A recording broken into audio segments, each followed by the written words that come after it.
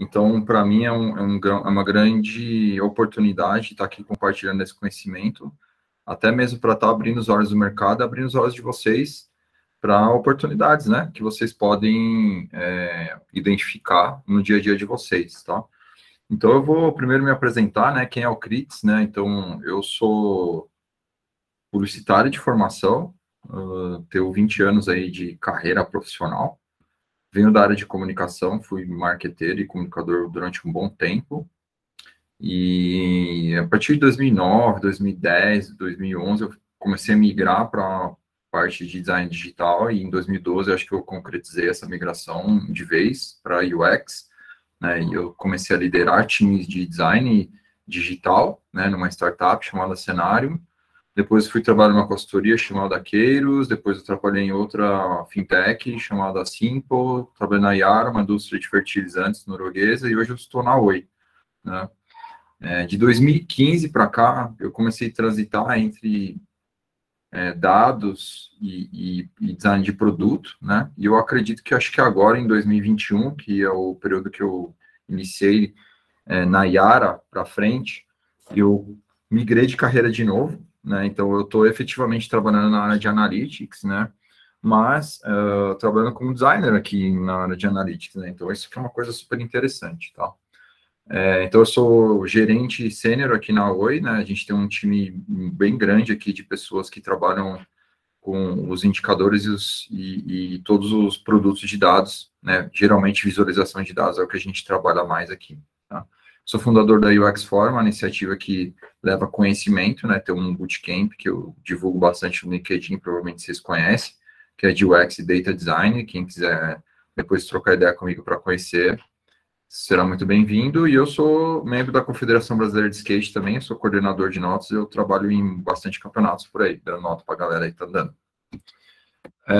Bom, vamos ao que interessa. O que a gente vai falar hoje? Primeiro nós vamos falar sobre cultura data-driven, né, que é uma coisa que a gente ouve falar muito por aí, né, toda reunião, acho que todo mundo deve falar essa palavra. A gente vai falar de Information Design, a disciplina esquecida. Nós vamos falar de UX em Analytics, né, isso existe, tipo, né, por que a gente está falando disso? E o futuro dessa profissão, tá? É importante, né, vocês que estão aqui, como o caráter, né, do evento é de mentoria, então a ideia aqui é eu falar um pouco da minha experiência, como que isso vem sendo, vem crescendo e vem amadurecendo no Brasil e no mundo, e como dar perspectiva para vocês, né, também se quiserem ingressar dessa carreira dentro de UX, tem um campo de trabalho que é pouco explorado, vocês podem se jogar aí, tá bom? Então vamos lá, vamos falar um pouco de cultura data-driven, né? Todo mundo quer ser data-driven hoje, todo mundo fala isso, né? Não sei, o chefe de vocês deve falar bastante, a gente mesmo fala, né? Mas o que é ser data-driven? Né? Data-driven não é a gente instalar um software ou uma ferramenta de BI que a gente vai se tornar data-driven. Sei lá, eu usar Excel no meu dia a dia não quer dizer que eu sou data-driven, né? Data-driven faz parte de uma mudança bem profunda, na verdade, né? Dentro de nós mesmos, como indivíduos, e também dentro da empresa que a gente trabalha, né? Dentro da nossa área, primeiro, dentro da nossa diretoria, dentro da nossa corporação. Né? Então, pessoal, quando a gente fala de uma cultura data-driven, a gente tem que pensar em 4 pilares, né? Primeiro, pessoas, depois, processos, tecnologia e política, né? Então, são 4 fatores que vão influenciar nessa cultura data-driven, né? Então, não é simplesmente instalar coisas ou desenvolver banco de dados que a gente vai efetivamente ser uma empresa ou ser pessoas data-driven, né? Então, assim, de modo bem simplista, vou fazer uma explicação, né, dessa mudança de comportamento, que é basicamente a gente deixar de tomar decisões através da nossa intuição, dos nossos instintos, e passar a tomar decisões com inteligência, né? Usando coisas para amplificar nossa capacidade de tomada de decisão, né? Tipo, produtos para fazer isso. Então, vou dar um exemplo. Eu moro em São Paulo, né? E o escritório da Oi aqui em São Paulo é ali na Berrini, ali próximo ao Shopping Morumbi. Eu moro no bairro de Ipiranga, né? Então, por exemplo, eu posso fazer uma estimativa aqui. Hoje é sexta-feira, 7h11 da noite, se eu fazer determinado caminho aqui que eu tenho na minha cabeça, eu, sei lá, eu acho que eu demoro uns 40 minutos para chegar lá, né? Então, eu posso pegar e tomar essa decisão e fazer o caminho que eu acho que eu devo fazer, e com a estimativa que eu estou aqui no meu instinto, colocando para vocês. Ou eu posso usar um produto de dados, que o Waze é um produto de dados, para me ajudar nisso. Onde esse produto vai falar o tempo que eu vou demorar para me deslocar, ele vai me dar rotas, eu posso escolher a rota, né? Ele vai me dar um monte de informação, ele vai falar se tem polícia no caminho, ele vai falar se tem radar, se tem buracos, tem trânsito, sei lá, um monte de coisa, né? Ele dá informações, né? Isso quer dizer que o Waze manda em mim? Não. Ele pode mandar eu virar à esquerda lá e eu vou reto, por exemplo. Tem dias que eu tô meio rebelde, assim, com o Waze eu não obedeço, assim, o que ele tá me indicando, né? Fico duvidando dele. Então, assim, e isso faz parte, né, da cultura, né, da data-driven. Se as pessoas não confiarem na informação, né, que está sendo oferecida para ela, por exemplo, se eu não confio no Waze, eu não vou seguir o caminho que ele está me propondo ali. Se eu não confiar no dashboard que eu estou olhando, as pessoas não vão tomar, eu não vou tomar decisão naquele dashboard que eu estou olhando, né? Então faz parte, né, dessa cultura ter essa confiança, a pessoa perder o medo, né, de olhar para aquele produto de dado e efetivamente tomar uma decisão dentro da empresa. Por quê? Está seu emprego em jogo, está o orçamento da empresa em jogo, tem um monte de coisa em jogo, né? Então, não é simples, né, se tornar data-driven, é um processo bem complicado e bem trabalhoso de se alcançar. Tá? Para ser alcançado, é igual ao nível de design, né, a gente vê por aí vários níveis, né, o data-driven também tem alguns, né, o Capra Institute, que é um dos grandes estudiosos aqui desse campo, ele fez um estudo dentro de empresa e ele detectou aqui 5 níveis de maturidade de analytics, né? O primeiro que as pessoas negam os dados. Ah, não preciso, eu entendo tudo do mercado, eu sei como as coisas funcionam, não preciso de dados não, Cris. Pode deixar aqui, ó, que eu mato no peito e eu tomo todas as decisões aqui. Não preciso de nada, deixa comigo. Tenho 20, 30 anos de mercado aqui, eu sei como tudo funciona. Ah, não, beleza, então tá bom. Depois tem as pessoas, as áreas, as empresas que se tornam data curiosos, né? Curiosos por dados. Elas, deixa eu ver como é que é, né? Começam a se interessar pelo tema. Né? Depois tem um terceiro nível que elas começam a tentar, né? Então são pessoas, áreas, empresas que começam a pegar efetivamente aquelas informações ali de um banco de dados, obviamente, né? E começam a tentar ali estruturar, né, monitorar e efetivamente tomar decisões com aquelas informações, né? Depois disso, que essas pessoas, essas áreas, essas empresas, enfim, vão se acostumando com isso, elas vão se sentindo seguras, né, que é o próximo estágio, né? Vão se sentindo seguras a tomar decisões. Elas vão se acostumando, isso vai fazendo parte do dia a dia, né? E isso é um processo bem longo, tá, gente? Né? Então, para isso ser alcançado numa magnitude corporativa, demora bastante, né? Que aí é o último estágio, né? O data-driven, onde todo mundo, sei lá, a maioria das pessoas, a maioria das áreas de negócio, né? São realmente guiados pelas informações, né? Realmente usam as informações para tomar decisão. E esse é um tipo de coisa que parece ser muito simples, mas que na realidade é totalmente diferente, é muito complexo, né? É muito difícil que as pessoas realmente engajem nas plataformas de dados e que elas se sintam seguras e que elas efetivamente tomem decisões através deles e não tomem decisões através da intuição, que realmente é o mais comum, né, do que a gente vê por aí. Por que isso acontece, gente? O Gartner fez um estudo que traz para nós aqui um número que parece que é assustador, e realmente é assustador, e é a realidade. Eu fui consultor durante um bom tempo, e eu realmente pude ver, porque eu fiz projetos em diversas empresas de todos os tamanhos e todos os segmentos globais, regionais e nacionais, né, onde realmente se constata isso, né, que as empresas têm baixa maturidade em BI Analytics. Isso quer dizer pessoas, processos, tecnologia e na política delas internas, né? Quando a gente fala de pessoas, é um dos maiores obstáculos que a gente enfrenta hoje. Por quê? Porque é muito difícil uma pessoa admitir que ela tem baixa maturidade em alguma coisa, né? é difícil a gente admitir isso, né? Eu mesmo tenho, não sei vocês, mas é difícil eu, como pessoa, admitir que eu tenho uma falha, que eu tenho uma dificuldade e tal. Então, esse tipo de coisa, a gente começa a esbarrar em executivos que têm dificuldade de pedir um relatório, de realmente construir uma análise, de saber o que eles querem, né, de pessoas, de pegar dados, assim, Excel, e começar a manipular as informações, de pegar um dashboard, de interpretar aquela informação. Alguns gráficos, eles são complicados de ler, né? Ninguém aprende a ler gráfico na escola, assim, né? Então, são coisas técnicas, a gente tem que aprender depois, a gente tem que estudar, né, para ler gráficos. E muitas vezes as pessoas não se interessam por essas coisas. E aí, a maturidade, né, a analítica, ela vai ficando para trás. E hoje em dia, não tem como a gente fazer isso, né, gente?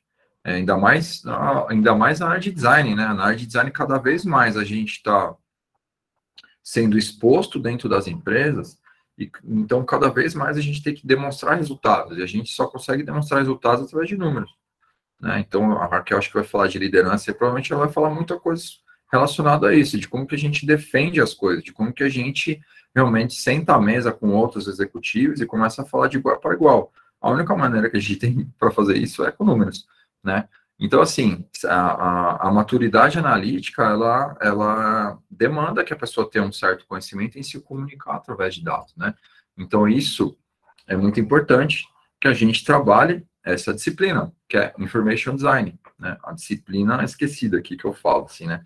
Porque ninguém fala, né, dessa disciplina aqui dentro da comunidade de design, e é uma disciplina muito importante, mas muito importante mesmo, né? E que a gente acaba deixando de lado, né? Eu fui no ILA de 2019, que foi em Medellín, um evento regional de design, né? Uma conferência latino-americana de design de interação, e lá eu fiz um workshop de liderança com o Jason, e uma das ferramentas que ele tem lá de liderança até, é o mapeamento de skills, né? E numa das ferramentas dele lá tem, né, um quadrante de information design. Até escorreu uma lágrima, assim, quando eu vi esse quadrante lá, fui conversar com ele e tal, né? Fui entender, né, por que ele colocava isso lá e tudo, né? Então eu vi que tem alguns líderes já, desde aquela época ali, já começando a olhar isso como uma habilidade essencial nas equipes, né? Não só as habilidades que ele colocou ali, né, o old school UX ali, mas coisas que precisam ser adotadas, né, para nós aqui nos dias de hoje. Por quê? Porque a gente tem que se comunicar dentro da empresa. E se comunicar dentro da empresa, a gente vai ter que se comunicar através de informação, né, com informações, né. Então, assim, gente, information design, né, em sua essência, né, qual que é a definição dela? É acessibilidade, né? É a prática de apresentar informações, né, de uma maneira que as torne mais acessíveis e facilmente compreendidas pelas pessoas, né? Então, ela é uma disciplina que ela engloba muitas coisas de design gráfico, ela engloba muitas coisas de estudo de como que o cérebro funciona, né, principalmente a percepção visual e o nosso sentido de pré-atenção cerebral, de como que a gente capta, né, as imagens e a gente interpreta elas, né? Então, a escolha do gráfico, ela é muito importante, né? Então, o Information Design entra nisso. Qual é o tipo, em identificar qual é o tipo de análise que a pessoa faz e qual é o gráfico correto que eu vou escolher para aquele tipo de análise, né? Então, assim, isso não é uma coisa simples que eu vou entrar num catálogo de dados, por exemplo, vou dar um Google lá, entrar num catálogo de gráficos, simplesmente vou escolher um gráfico lá que está lá. Não, ele é uma coisa muito personalizada, porque a gente tem que entender como que a pessoa, né, lida com a informação, né? Então, Information Design, ela é bem profundo nesse sentido, né, que a gente tem que entender como que a pessoa olha, né, aquela informação, como que ela interage com aquela informação que ela está lidando aí no dia a dia, né. E aí vem sempre aquele papo, né, de storytelling e tal, storytelling com dados, uma outra, um outro termo que roda bastante aí no LinkedIn, em conteúdos, que tem bastante gente falando e tal. Então, é interessante a gente falar sobre isso, né, storytelling com dados, né.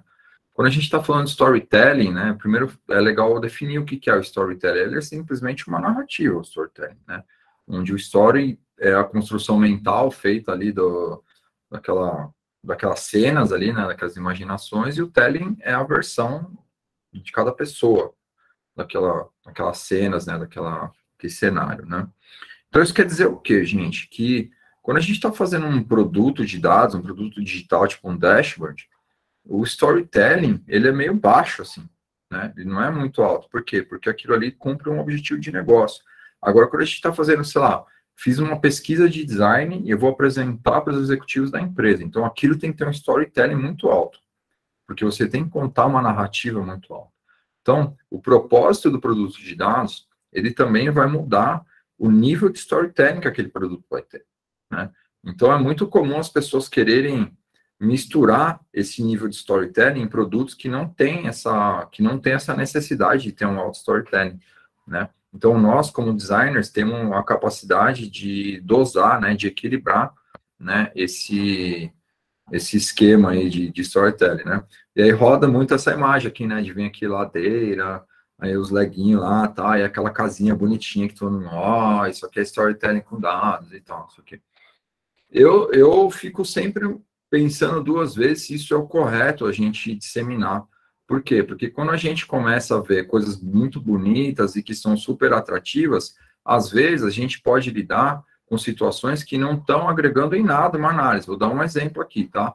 De coisas que foram feitas por próprios designers, divulgados para designers, e que no fim, quando a gente vai analisar, a gente não consegue extrair muitos insights, porque demanda muito esforço cerebral da pessoa, né? Então, por exemplo, nesse estudo que foi feito aqui, publicado, tem um gráfico que é mó legal, você entra no site, era interativo, as bolinhas mexem, tem uns tooltip lá, muito louco, tal.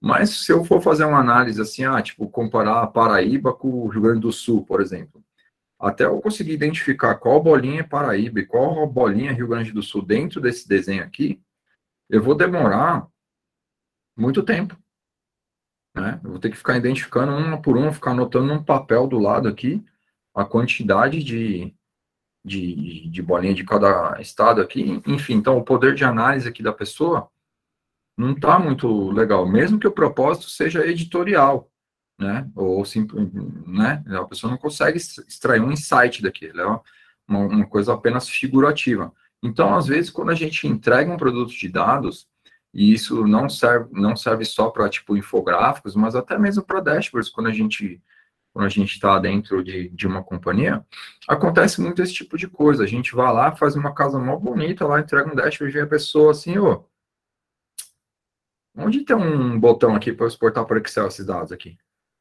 Oh, mas eu acabei de te entregar um dashboard aqui, tá? Não, mas eu não quero esse dashboard, eu quero os dados.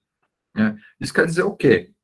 Que essa pessoa foi totalmente negligenciada, né? Que a gente não entendeu a necessidade, a gente não entendeu o problema que foi resolvido. E isso é muito comum em analytics, gente. Eu digo para vocês que, sei lá, 70% dos projetos acontecem isso, né?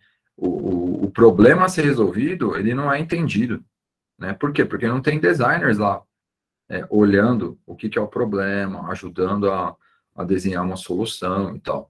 Então, faz muita diferença a nossa participação, né, dentro desse nicho de trabalho, né, para que a gente evite essas coisas, que a gente construa coisas lindas, maravilhosas, mas que no fim as pessoas nem vão ligar, né. Então, é para isso que eu trago esse tema, assim, né, pô, mas UX e Analytics, né, é um tema que, meu, que loucura é essa que você está falando, isso existe, né. Eu, quando comecei a entrar nesse campo aqui, que foi mais ou menos em 2015, eu percebi que quando eu comecei a trabalhar na consultoria, nenhum projeto os clientes gostavam, né? E aí eu fui falar com o meu chefe, lá falou, chefe, ninguém gosta das coisas que a gente entrega. E aí eu fiz uma apresentação do que era UX, o que é design de produto e tal, não sei o quê. Aí eu falei, a gente precisa fazer isso aqui, nesses projetos aqui de dashboard e tal, porque a gente não está entendendo os clientes. Né? Toda hora as pessoas estão vindo aqui na minha mesa para o Cris, dá um tapa visual e pôr umas cores aí, os logos, aí são os GIFs, uns negócios aí para as pessoas olharem, para as pessoas gostarem, mas, meu, colocar cor, imagem num dashboard não é o propósito desse produto. Esse produto ele é feito para as pessoas tomarem decisões, para ganhar dinheiro no fim do dia, na verdade. Né? Então, assim, um outro estudo do Gartner traz isso, né? Que tá todo mundo demonstrando um tremendo interesse em software ali de análise de dados, mas a gente negligencia quem? As pessoas que vão usar. E isso é muito comum, tá, gente? No mundo de analytics. No mundo de analytics é o seguinte, a pessoa pede, cai numa squad lá, o PO sai desesperado lá, bota lá para desenvolver, um desenvolvedor, um engenheiro de dados lá sai fazendo lá tudo do jeito da cabeça dele, entrega, volta para a pessoa que pediu e acontece isso aqui. Por quê? Não foi lá ninguém lá perguntar o que a pessoa faz, como que ela olha, né? Eu costumo fazer entrevistas, né? Usa a técnica de UX Research mesmo, tipo, cara, igual, tipo, pesquisa etnográfica, você vai lá, fica lá, vendo, observando o departamento, como ele funciona, observa aquela pessoa de longe, assim, ela fica lá sentada na mesa dela 3 horas, depois ela levanta. Tem gente que nem senta na mesa, pô, por que eu vou fazer um produto no desktop se a pessoa nem senta na mesa? Tem que ser no celular lá para olhar os negócios, né? Então, tem gente que nem consegue, só consegue ver dados, dashboards, coisas na hora do almoço, ou quando tá indo para cá, de casa para o trabalho, no Uber, lá no táxi, né? Ou, sei lá, quando tá indo no banheiro, quando tá indo no café. Enfim, tem gente que é muito ocupada, não tem muito tempo para ficar olhando, né? Então, esse tipo de aproximação, de entendimento das pessoas, ele é fundamental. E é até esquisito, porque quando a gente começa a fazer essas entrevistas, as pessoas acham isso, falam assim, porque esse cara está perguntando o que eu faço o dia inteiro, que hora que eu acordo, como é que eu vou para o trabalho, se eu fico sentado na minha mesa, se eu não fico, se eu gosto de computador, se eu gosto de celular. O que esse cara maluco está perguntando? A gente está engatinhando dentro desse cenário, né? E é muito difícil as pessoas ainda entenderem o valor que isso traz, né? A gente só consegue alcançar esse entendimento quando a gente faz definitivamente entregas, né? E a gente consegue realmente, quando a gente consegue fazer essas entrevistas e quando a gente consegue se aprofundar, a gente consegue entregar muito valor, né? Eu consegui já abrir muitas portas aí de alta diretoria, né? Entregando para um, que faz propaganda para o outro, para o outro, para o outro, que a gente já vai, né, emendando esses produtos aqui dentro de, enfim, vários projetos que eu já participei. Então, é fundamental que a gente faça isso, né? Porque, gente, basicamente, as lideranças hoje, no mundo de dados, eles enfrentam alguns desafios que os designers podem ajudar a solucionar, tá? Então, o primeiro é o engajamento. Os dashboards estão com baixos níveis de acesso e as pessoas ainda tendem a tomar decisão por instinto, tá? Isso quer dizer o quê, gente? Quer dizer que que quando se projeta e se desenvolve esse tipo de produto digital, ainda não se está entendendo no nível mais granular ali da pessoa que vai usar as necessidades de uso de informação, né? Então, a arquitetura de informação ela não está bem feita, né? Que isso é um trabalho que a gente domina, né? Fazer arquitetura de informação, a gente domina fazer isso. Então, quando a gente chega nesse cenário, a gente fala, opa, arquitetura de informação, meu, é muito legal, pessoas com esse conteúdo, a gente consegue fazer isso. Separar pessoas por perfil, né, ver qual é o tipo de conteúdo que cada pessoa precisa, né, e adequar visualmente que cada pessoa vai olhar. Então, isso para nós é um trabalho, de certa forma, dentro da nossa capacidade de entrega, né. Segundo, estratégia, né, é perceptível que o potencial que os dados têm hoje dentro das empresas não foi alcançado. Muito em vista por isso, porque a gente não entende as pessoas, né? Muito se fala na cultura data-driven de tecnologia.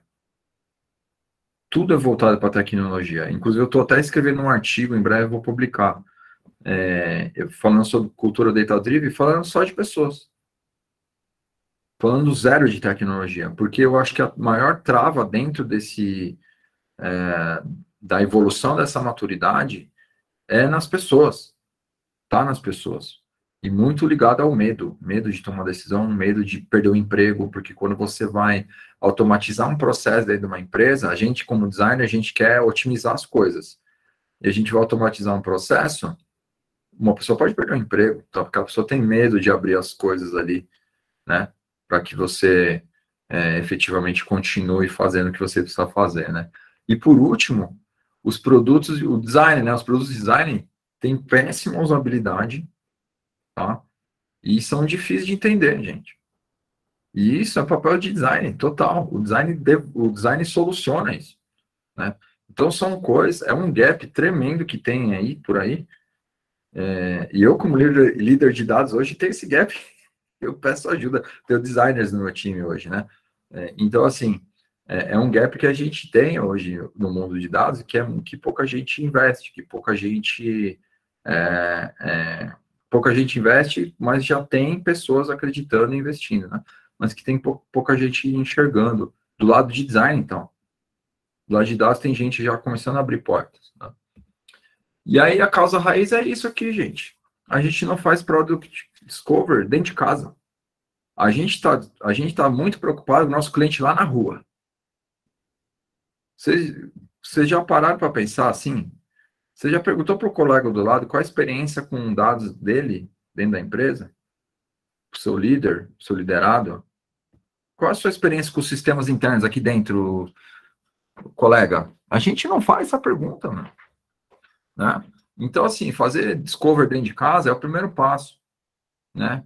E isso é esquisito para essa turma aqui de analytics, né? É muito louco a gente levar essa prática para lá, porque é totalmente uma quebra de paradigma, né? E a gente é capaz de fazer isso com os nossos processos de design ali bem desenhados, né? E estruturados, né? Bom, aí para finalizar aqui, o tempo é curto, infelizmente, é que eu falo para caramba, né? Então tentei resumir aqui, Bira, do máximo que eu pude. O tempo é curto para a gente falar e acho que é mais legal a gente conversar depois, agora, né? Depois, e só falar um pouco do futuro da profissão, né? Como eu estou enxergando, né? Então, eu quero falar para vocês como se preparar, né? Para encarar esses desafios. Primeiro é o UX básico, gente. Arquitetura de informação, estudar arquitetura de informação, design de interação, pesquisa, né? E um pouco de design, de business, estratégia. A gente tem que estudar, gente, isso daí. Designers têm que saber isso, não tem como, né? Depois, estudar um pouco coisa mais de nicho, assim, né? Tipo, information design, né? Então, tem uma literatura só em português, que é o Storytelling com Dados. Eu prometo que eu escrevo um livro aí um dia, sei lá, se vou escrever um livro. Mas eu tenho um curso, né? Eu dou um curso aí. Mas aprender sobre modelagem de dados é importante, saber como que os dados se relacionam, como é que funciona o troço todo lá. Eu tive maior dificuldade, gente, eu entrei nesse mundo, eu nem sabia nem abrir o Excel, meu. É dor para mim, mas depois eu fui aprendendo, e é legal pra caramba. Storytelling é importante, né? E ferramentas de BI. Tableau, Power BI, Click, essas ferramentas aí, é super fácil a gente aprender o nível de front-end, assim. Não precisa ser super, nossa, eu desenvolvo mil coisas. Não, aprender o nível de front-end delas é fácil, tá? É igual aprender Figma, XD, esse negócio aí, tá? E o diferencial é saber SQL, Big Data, agilidade, né? A maioria dos projetos é tudo esse negócio ágil aí e tal. Não sei se funciona, mas é agilidade e business, né?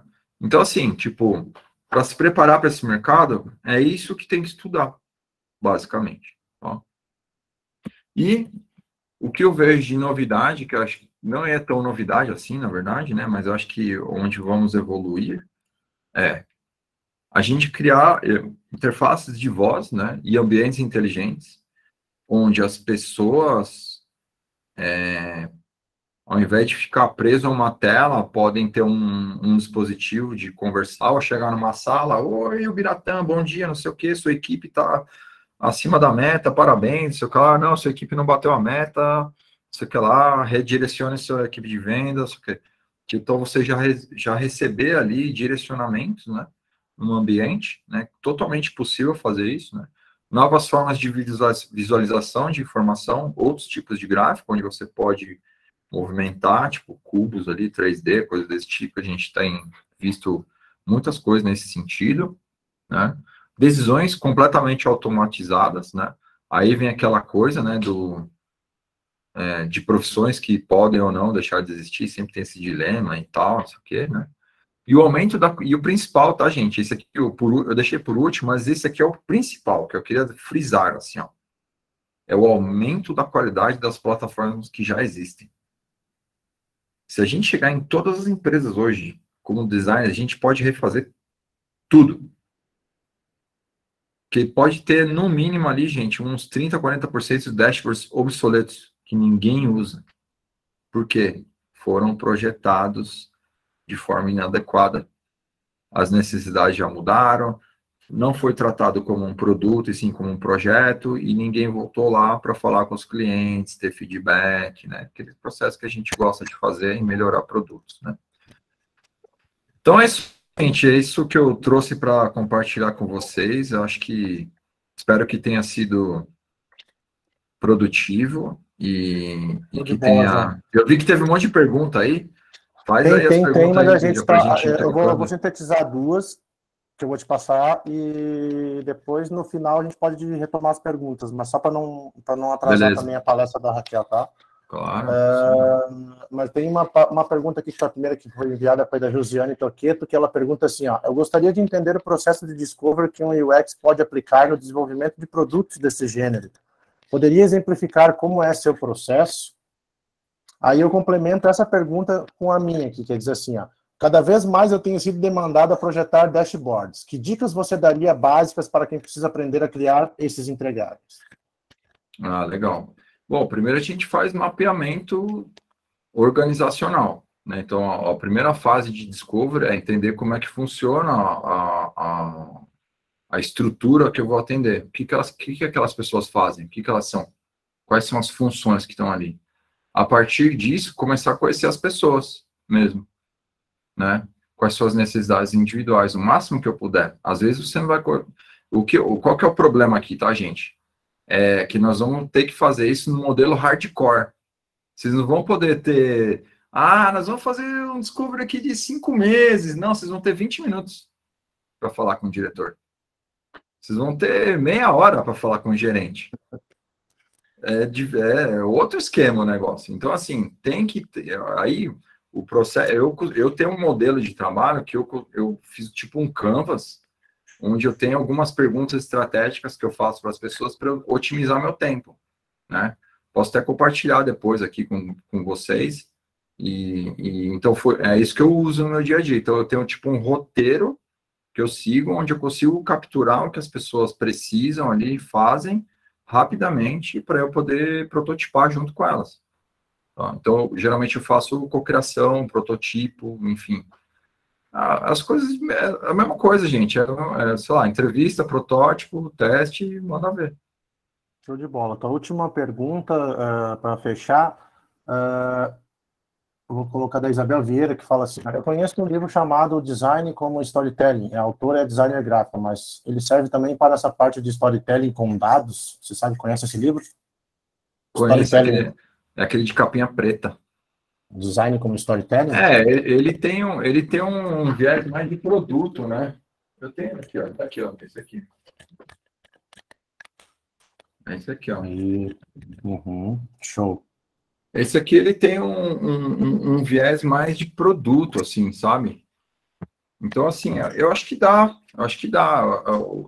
Ele não dá um link muito com informação. Eu acho que o propósito do link com dados é design de informação.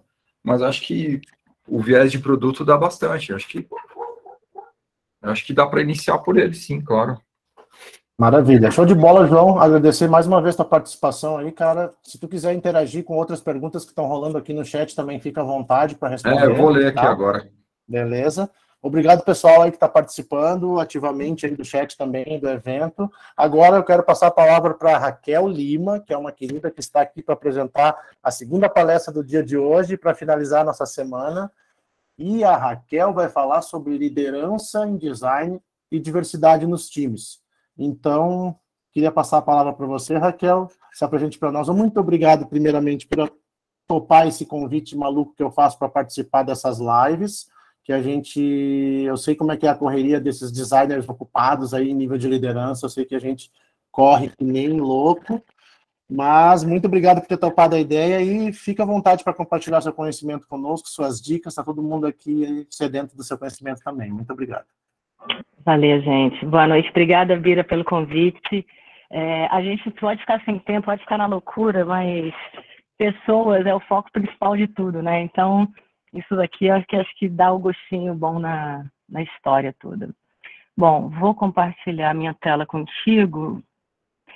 Vou pedir desculpa para vocês que eu não peguei o template, eu nem atentei nisso, então tá totalmente fora de padrão. Olha aí, design fugindo do padrão. Não teve padrão, não, foi só uma ideia sugestiva. Na verdade, todo mundo, cada um trouxe do seu jeito, e quem não tinha um jeito, pegou o template. Foi mais ou menos assim. Então, vamos lá. Vocês estão vendo minha tela? Aquela pergunta clássica, né? Sim, vamos ver. Tá, vamos lá. Se eu coloco em tela cheia, continuam vendo ou dá ruim? Continua assim, perfeito. Ah, perfeito? Então tá, então vamos lá. Bom, gente, vamos falar sobre design, liderança em design e diversidade nos times. E aí eu vou começar com um comentário interessante, assim. Eu, Raquel, mulher preta, sempre participando de fóruns sobre feminismo, sobre negritude.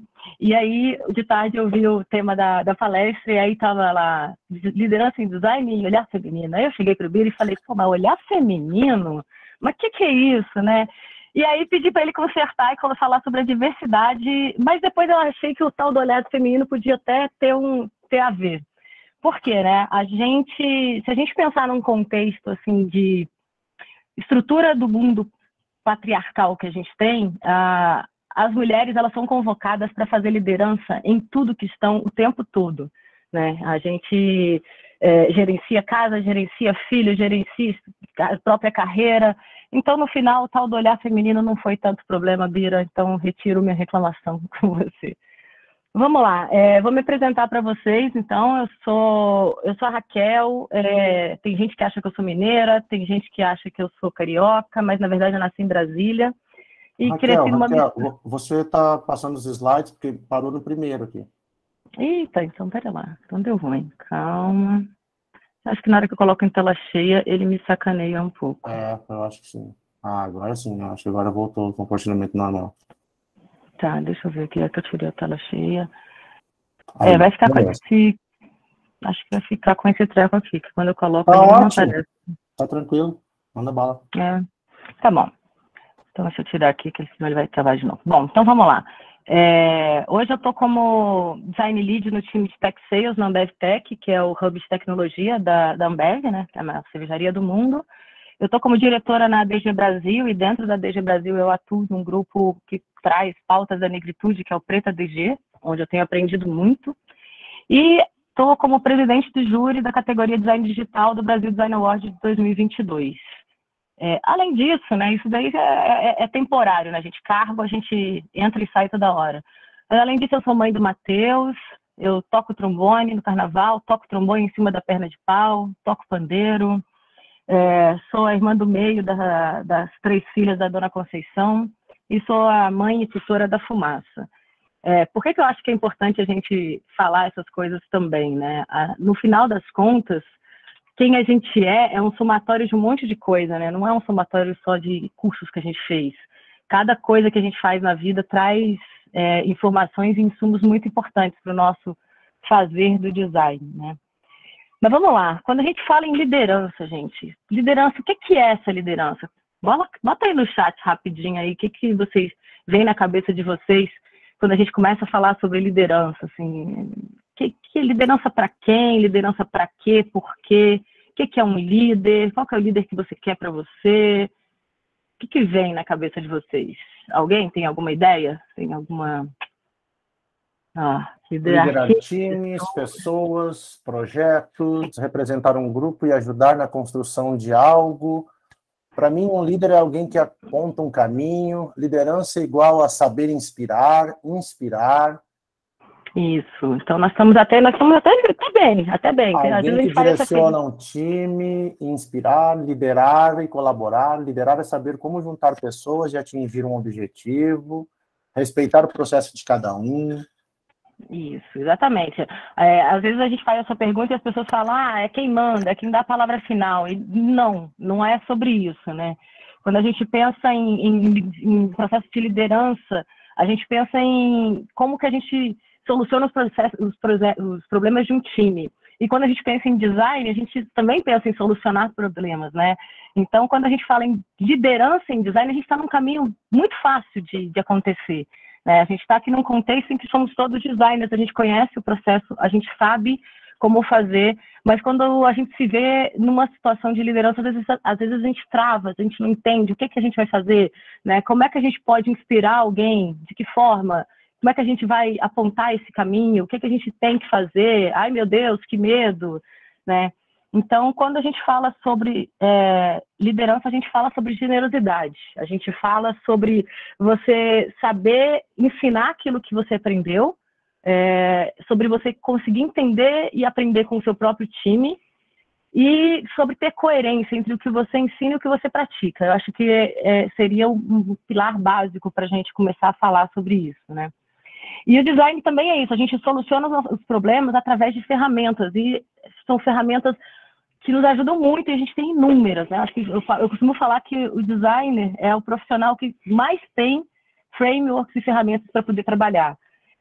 E aí, na hora que a gente se vê numa situação de solucionar problemas, a gente soluciona problemas sempre coletivamente. Ninguém faz nada sozinho. Por mais que você ache que o projeto está na sua mão e você fez, você teve insumo de pesquisa, você leu o livro que alguém escreveu, você fez algum curso que te deu algum insight. Então, o design é uma profissão que ela funciona coletivamente. E a liderança é um processo que funciona coletivamente. Então, começar a pensar que é ser um líder e a liderança como um conceito, esse conceito ele trata muito desse coletivo. É conseguir organizar e orquestrar pessoas com um objetivo comum, né? Então, a liderança é sobre pessoas. E aí que está o grande segredo, porque design também é sobre pessoas. Então, a gente, quando fala em liderança e design, a gente está falando sobre como você orquestrar e organizar pessoas com uma estratégia.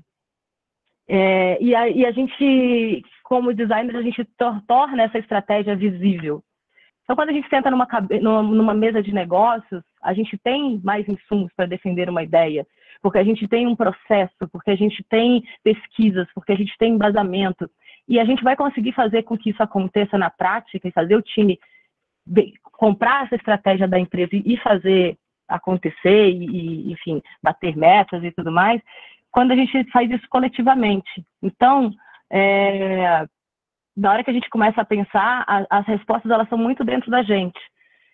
Eu falo porque quando eu peguei o primeiro time para liderar, eu fiquei, ai meu Deus, e agora? O que eu faço? Entra um monte de curso, conversa ali, conversa aqui, mentoria e tal. E no final, um pouco o que a gente acabou de ouvir aqui do João, né? É aplicar a nossa metodologia dentro de casa, né? A gente tem uma metodologia muito poderosa para tornar essa estratégia visível e para fazer com que os executivos entendam, comprem a ideia e com que isso vire realidade. E na hora que a gente está pensando nisso, a gente está desenhando futuros, né? Alguém colocou ali no chat também que era sobre apontar o caminho, né? A gente só sabe apontar o caminho quando a gente sabe o que vem por aí. E aí, a gente está numa construção coletiva e o tempo todo de futuros. A gente pensa em termos de ferramentas, né? O mundo estava caminhando para uma transformação digital por causa da evolução da tecnologia. De repente, vem uma pandemia que coloca todo mundo trancado dentro de casa. E aí, precisamos pensar nesse futuro em que você não tem a socialização na rua, em que você não tem as compras na rua, em que você não tem como pessoas com baixo envolvimento com tecnologia têm que aprender a lidar com aquilo por algum motivo. Então, de alguma forma, esses futuros eles estão sendo desenhados o tempo todo. E a gente tem que pensar, então, como é que a gente, com as nossas estratégias e através das nossas ferramentas, a gente consegue quebrar e modificar esse presente para que seja possível construir um futuro que faça sentido. Porque a gente sempre trabalha para frente. O designer ele sempre está na vanguarda da coisa. A gente não olha para trás. A gente decodifica esse mundo, decodifica esses sinais que a sociedade está dando para a gente e a gente está planejando esses futuros. E dentro de uma estrutura de time, de uma estrutura de liderança, quando você está desenhando esses futuros, você está apontando o caminho como um todo. E esse futuro só vai ser possível se esse time estiver caminhando junto. Não adianta você achar que você está ali na posição de liderança e você vai determinar, definir, ou, sei lá, dar top-down nas coisas, porque top-down não engaja, top-down não faz acontecer. Se o time não está engajado, a coisa não vira, não acontece, né?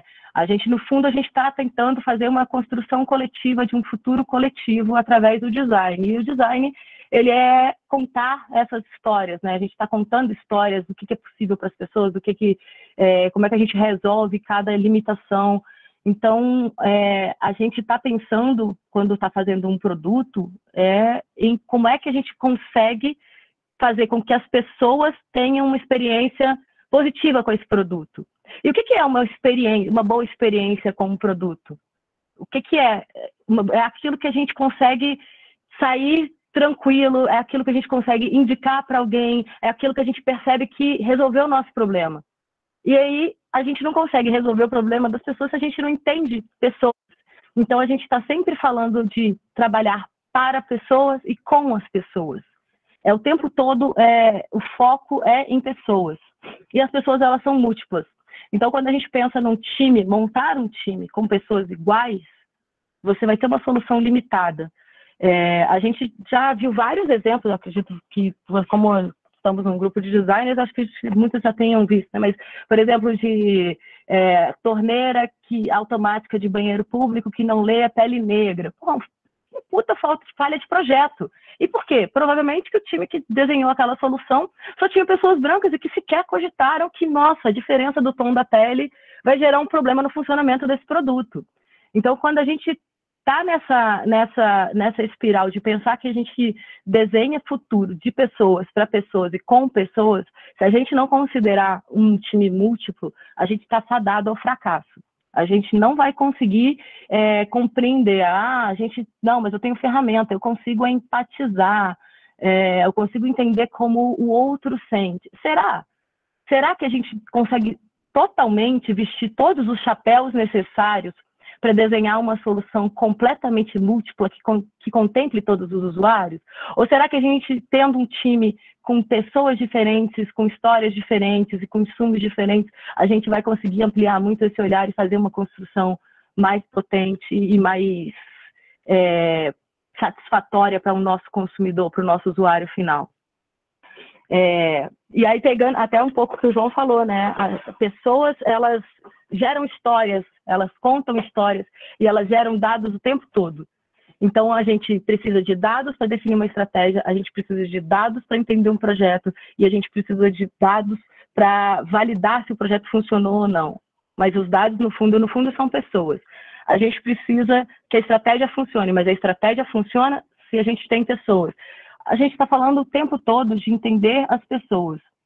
E aí eu conto para vocês que as pessoas que fecham negócios, elas consomem os dados e os dados são gerados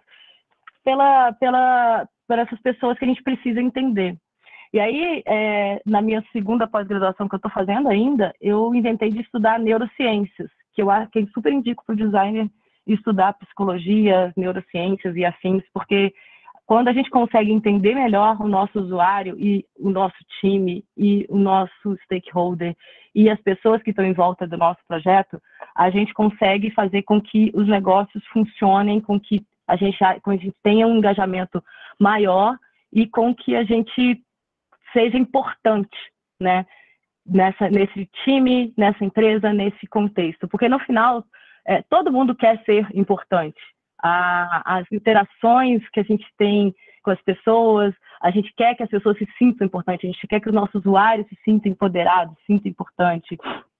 Então, no final das contas, gente, é tudo sobre pessoas. A gente está falando o tempo todo sobre pessoas.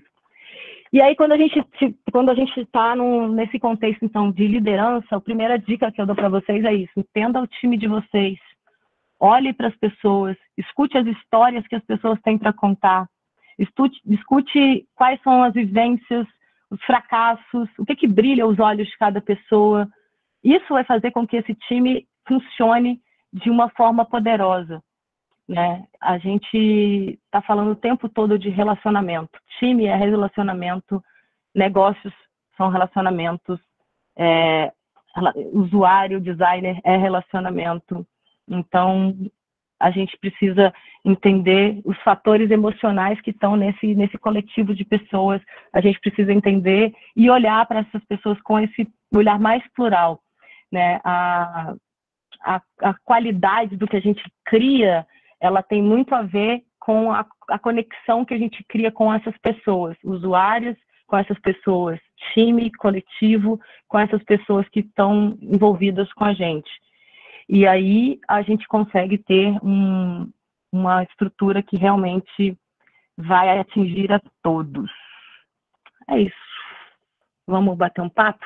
Vamos conversar? Vamos falar sobre dúvidas? Show de bola, Raquel. Muito obrigado pela explanação. Muitas dicas úteis aí para a galera.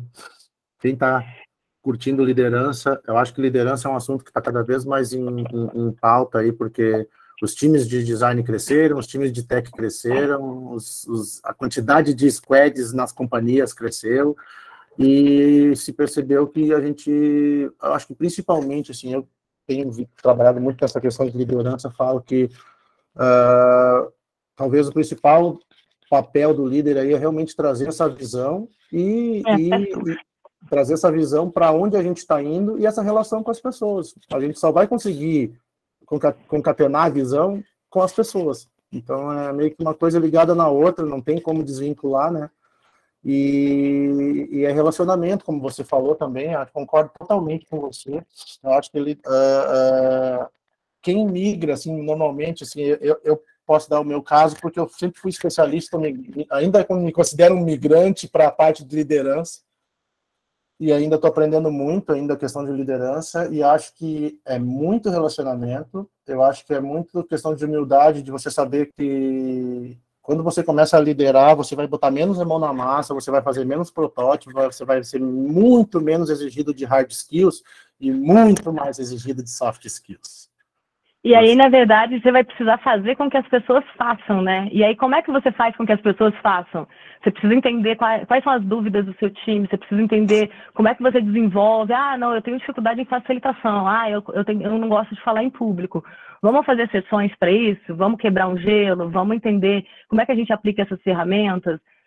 Você pode ser um excelente designer e virar um líder de um time. Se você não conseguir fazer com que as pessoas façam, as pessoas primeiro se sintam seguras para fazer, né? Porque a segurança é um fator primordial também. Se você está inseguro, você pode ter todos os cursos do universo que você não vai produzir uma coisa com qualidade, porque a sua insegurança vai te atrapalhar. Então, a pergunta do Thiago, dá para aprender a liderar fazendo curso? Dá. Tudo dá para aprender fazendo curso. Mas aprender a ser um bom líder tem mais a ver com a forma como você consome esse curso, tá? O curso ele vai te trazer ferramentas, ele vai te trazer estruturas de time, planilhas, ele vai te trazer frameworks, ele vai te trazer ideias de dinâmicas, como engajar do time, livros e tudo mais. Isso é ótimo. Mas como é que isso toca você? Como é que você percebe todas essas ferramentas junto com a tua história, com a sua forma de liderar? Eu tenho amigos que a gente às vezes bate papo, né? Ah, como é que é o seu estilo de liderança? Cara, se as pessoas não tiverem medo de mim, não funcionou. Eu tenho pavor de alguém ter medo de mim. Deus me livre, gente. Deus me livre. Não quero que ninguém tenha pavor de mim. Quero que as pessoas tenham liberdade para mostrar fragilidade, porque no fundo o líder ele vai ver o ponto fraco das pessoas do time. E aí, se você não tiver sensibilidade para que as pessoas se sintam à vontade para mostrar as fragilidades dela para você, como é que você vai evoluir essas pessoas? Como é que você vai capacitar essas pessoas? Então, eu acho que a liderança tem muito mais a ver com a sensibilidade.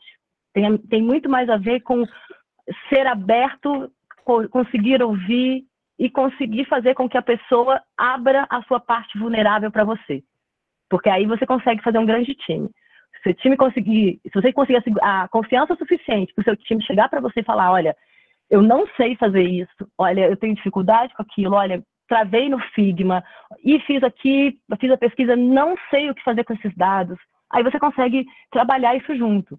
Mas o profissional hoje em dia, que aí você pode ler qualquer perfil de LinkedIn, ele é treinado para ser o pessoa mais foda, né? Todo mundo nasce CEO, ninguém foi estagiário, ninguém tem uma história triste, ninguém tem uma história de fracasso para contar. E aí é difícil você ajudar quem é muito supra-sumo, né?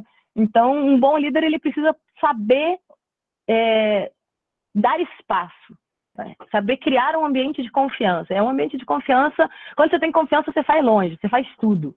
Uma história que eu lembrei agora, você falando desse líder que precisa ter medo.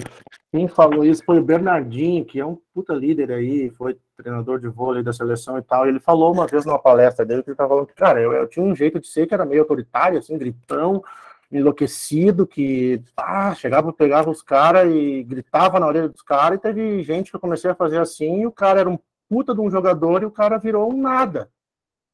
E aí eu comecei a ver, porra, meu jeito de ser líder não adianta, cara, porque tem gente que não funciona assim. Tem gente que você dá um grito, a pessoa sai correndo e vai lá e faz uma coisa. Tem gente que você dá um grito, a pessoa trava. Então, tipo, cara, são modelos de você passar a tua mensagem, a tua informação e de liderar. E se você só vai conseguir tirar o máximo da pessoa se você conhecer ela e respeitar, né, essas limitações, essas diferenças e tal.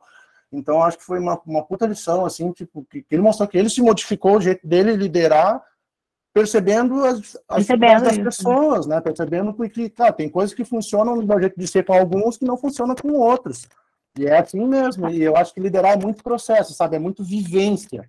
É muito viver com as pessoas, né?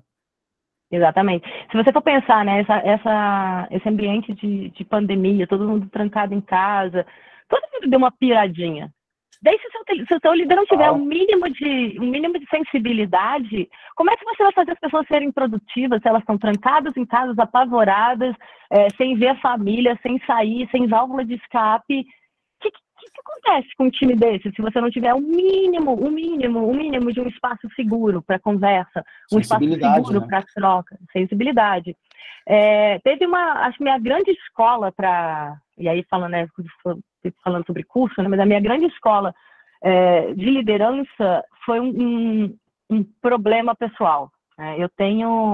Eu fui mãe no final da faculdade, então eu tenho um filho de 16 anos e ele tem transtorno bipolar.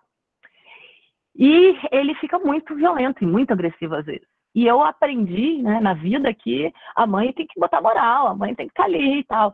E aí, todas as vezes que eu tentava acessá-lo através da imposição, ele se desorganizava, e aí ele não conseguia, e aí ele ficava agressivo. E como é que você chega nisso, né? É uma pessoa que depende de você, você precisa fazer com que ela funcione, que ela vá à escola, que ela faça as coisas em casa, que vocês tenham uma convivência boa, vocês estão trancados em casa numa pandemia.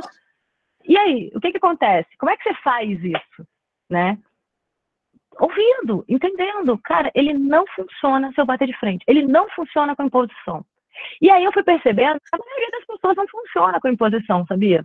Essa história de que, aperta ali o cabresto que as pessoas fazem.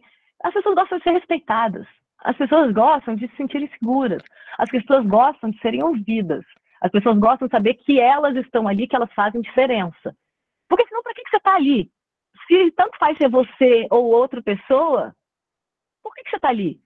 Não, eu sou uma pessoa única. E o fato de eu estar neste lugar, neste momento, é que faz com que esse time tenha sucesso. Porque se não fossem as minhas vivências, as minhas histórias, os problemas que eu tive, eu não conseguiria enxergar as coisas da forma como eu enxergo. E eu não conseguiria desenhar soluções para os problemas estratégicos da empresa que eu estou.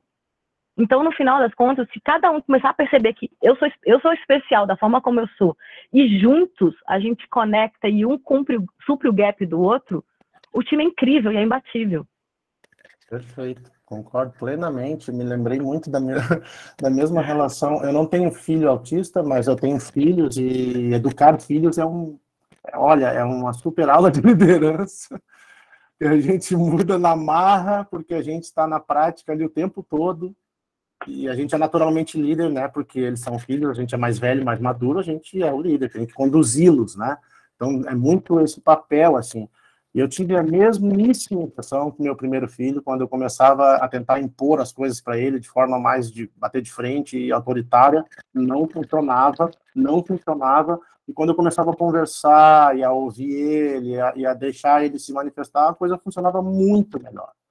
Então, né, tive que mudar, tive que entender que educar pessoas, principalmente quando você faz isso com amor, né, porque você faz isso para o seu filho, então coloca um pouquinho de amor nas suas relações aí, e você vai conseguir fazer isso muito mais fácil, você vai entender, você vai conseguir empatizar melhor, você, né, se colocar no lugar do outro melhor. Acho que isso é muito importante para quem é líder hoje em dia, e esses modelos autoritários aí já estão para lá de ultrapassados, gente. Não tem mais espaço para isso, não dá mais para a gente trabalhar sob pressão o tempo todo, sob cobrança o tempo todo, sob microgerenciamento o tempo todo. Isso não existe mais, isso é modelo ultrapassado. E a gente, cabe a gente, que somos a geração que está trabalhando aí no mercado de trabalho agora, terminar de enterrar esses modelos. Exatamente.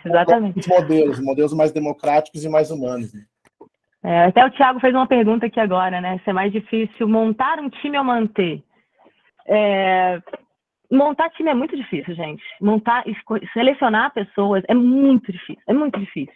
Exatamente porque a maioria das pessoas quer vender uma coisa muito suprema, muito extrema.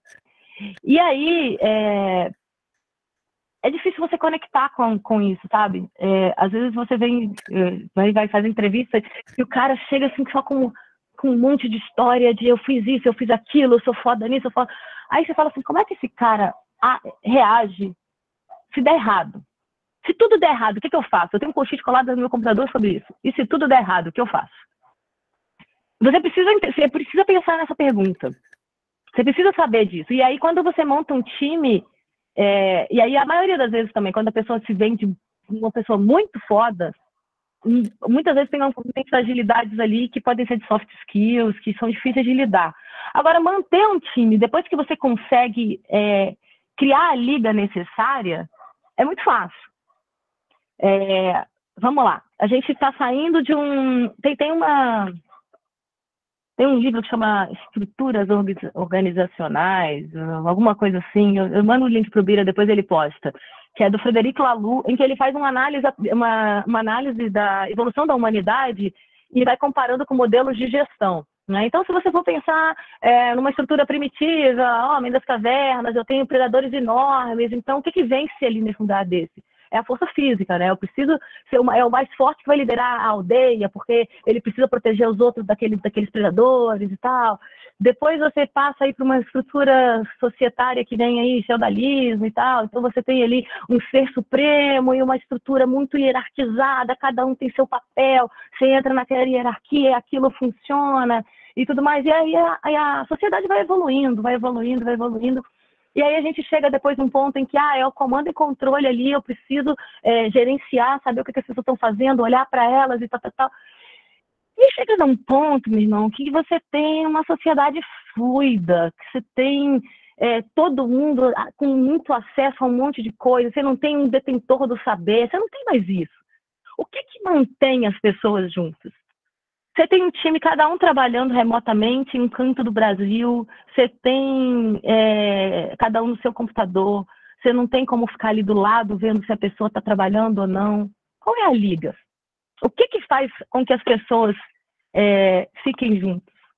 É o tal do propósito. Então, quando você consegue juntar um time e entender o que é importante para esse time, e que para cada time vai ser diferente, o que é importante para este time, para essas pessoas?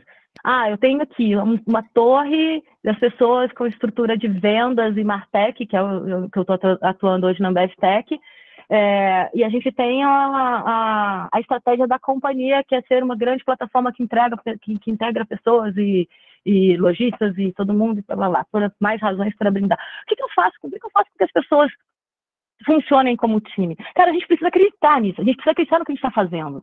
A gente precisa ter um propósito ali. Essa é a cola, essa é a liga.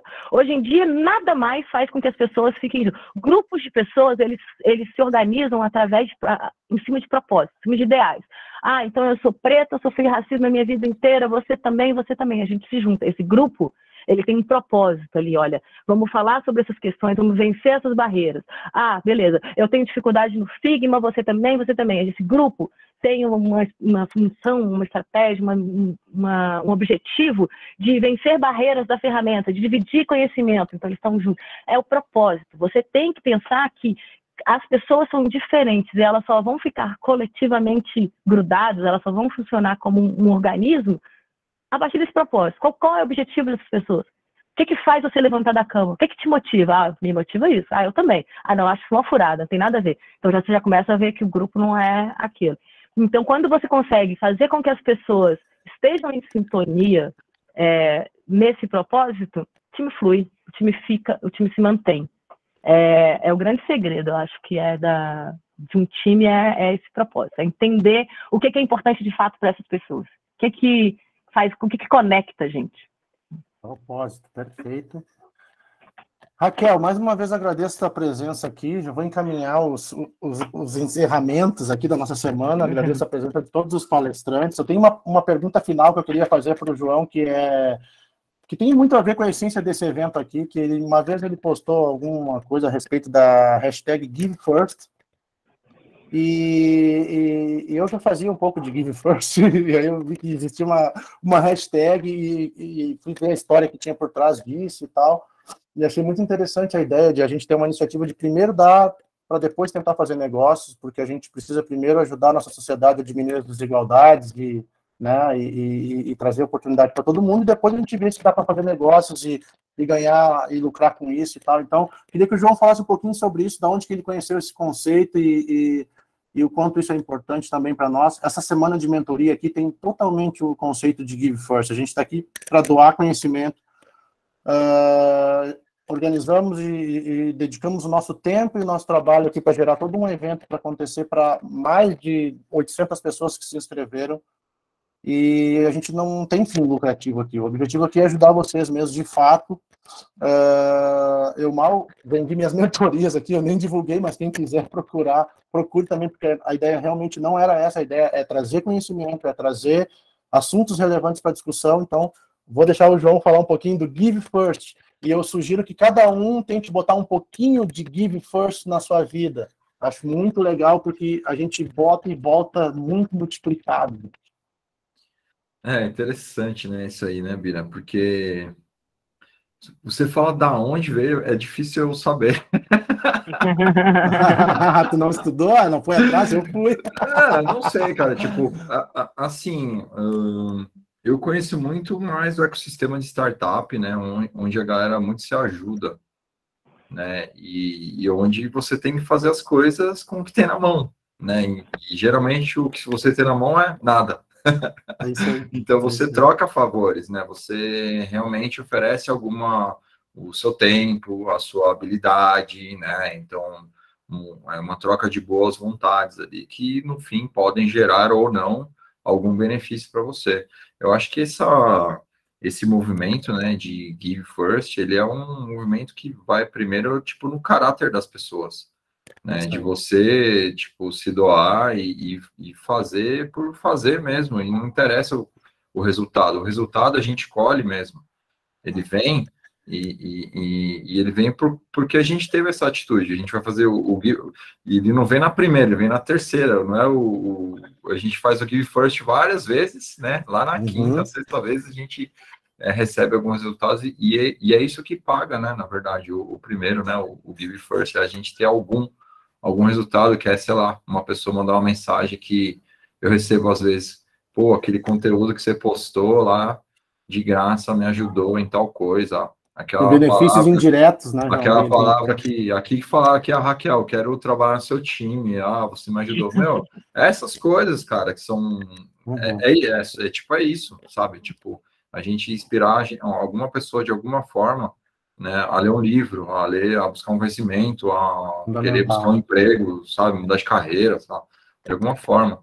Então, acho que esse movimento é a gente manter a roda em movimento, cara. Inspiração total, eu acho que é bem por aí mesmo. Eu estava lendo um pouquinho mais sobre a história e realmente essa ideia surgiu, né, em ambientes de startups, onde a gente trocavam serviços, conhecimentos e tal, porque não havia recursos, então eram esses os recursos a serem trocados, mas a ideia é doar sem pensar em retorno, né? A gente pensa no retorno depois. Primeiro a gente engaja no sentido de ajudar, né, de envolver no sentido de ajudar, e depois a gente vê se consegue fazer negócios, tá? Então isso é muito interessante.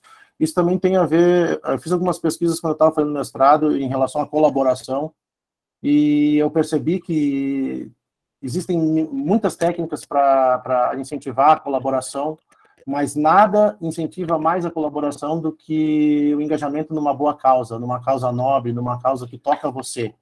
Então isso tem a ver com o propósito, tem a ver com o Give First, tem a ver com liderança. Então, eu acho que fecha bem aqui a nossa semana com esse assunto que é super relevante, que eu queria despertar um pouquinho no coração aí e na carreira de cada um de vocês, né? Que é justamente assim, gente, ajudem, porque quando a gente ajuda, a gente é ajudado. É isso aí. É a lei do universo. Eu ia indicar um livro, que esse livro é maravilhoso, gente. Legal. A regra é não ter regras. Livro para quem quer ser líder, é um bom líder para você se construir como líder. Fantástico. E aí e tirar, ele faz também assim com a sua cabeça e sair dessa história de comando e controle, não dá. Perfeito. Então, pessoal, fiquem atentos aí que em agosto tem mais. Obrigado mais uma vez a presença da Raquel Lima aqui, do João Critis, que são parceiros aí de longa data do mercado de design brasileiro, que a gente continue aí fomentando e fazendo movimentos nesse mercado que tem essa atividade que a gente ama e gosta de trabalhar, né? E que a gente possa se cruzar aí também em outros momentos. E, pessoal, que vocês tenham tido uma ótima semana de conhecimentos, de conteúdos. A semana que vem a gente vai enviar para vocês por e-mail, para quem pegou os ingressos pelo Simpla, a gente tem o contato de vocês, a gente vai mandar por e-mail os certificados e o toolkit, beleza? E só tenho a agradecer, pessoal. Muito obrigado a presença de todos. Obrigado, João. Obrigado, Raquel. Ficamos por aqui. Bira. Até agosto. Prazerão, João. Até mais. Valeu, gente. Boa noite. Valeu, fim de semana. Abração. Tchau, tchau, gente. Tchau, tchau. Valeu, tchau, tchau.